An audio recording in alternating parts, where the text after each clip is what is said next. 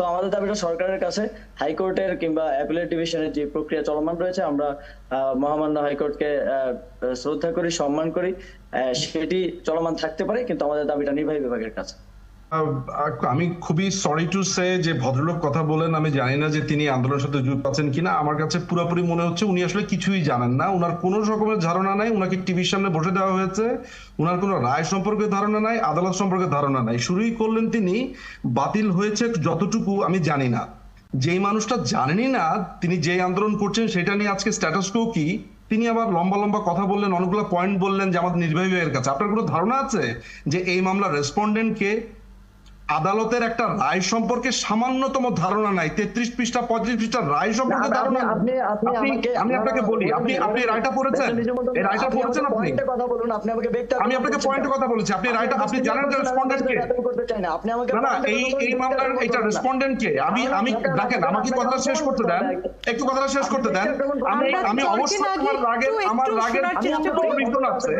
আমি একটু শেষ করি, আমার রাগের পূর্ণ রিজন আছে। আপনি একটা প্রোগ্রামে এসেছেন, আপনি একটা প্রোগ্রামে এসেছে, আপনি বলতে পারছেন না যে রায় কি আছে, অথচ আপনি বলে বসছেন নির্বাহী বিভাগের কাছে আমার অনুরোধ। আমি স্ট্যাটাস সম্পর্কে বলছি, আমি স্ট্যাটাস সম্পর্কে বলছি, এবং আমরা আমাদের দাবিটা নির্বাহী বিভাগের কাছে সেটা বলেছি। আমার কথাটা শুনেন, আমার কথাটা শুনেন আসিফ মাহমুদ, আমার কথাটা শুনেন। আসিফ মাহমুদ, আমরা একটু বোঝার চেষ্টা করি ব্যারিস্টার নিজুম মজুমদার কি বলার চেষ্টা করছেন, আমরা একটু বোঝার চেষ্টা করি। একটু তো আমাদের আক্রমণ করছেন। আমি বলতে চাই যে পেশাগত সাংবাদিকতা এটাও তো হওয়া উচিত। আমি একজন প্র্যাকটিসিং লয়ার, আমার কথাটা শুনেন, এটা আইনি ব্যাপার। প্রথম আপনি আইনি ব্যাপারে কথা বলুন, আপনি ব্যাপারটা শুনেন। না, আপনি শুনেন, আপনি আগে কথাটা শুনেন। এইটা রেসপন্ডেন্ট কে আপনি জানেন? এই মামলার রেসপন্ডেন্ট কে? জি, কিন্তু আসিফ মাহমুদ, এটা তো সত্যি কথা যে যে শুনানিটি এসেছে, যে সিদ্ধান্তটি এসেছে, আর একটু জেনে তো আসতে হবে, সেটিও তো একেবারে ভুল বলেনি। আমরা একটু ধৈর্য ধরে কথাটি শুনি উনি কি বলতে চাচ্ছেন, এবং ব্যক্তিগত আক্রমণ থেকে আমরা বিরত থাকি।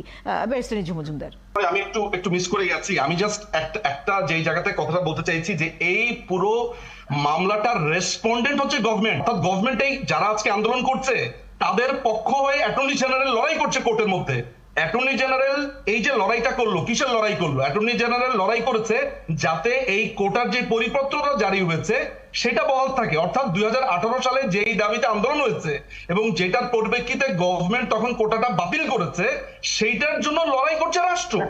রাষ্ট্র যেখানে আপনার রেসপন্ডেন্ট, রাষ্ট্র যেটাতে রেসপন্ডেন্ট। আমি কথাটা শেষ করি, আপনি আমাকে কথাটা বলতে দেন।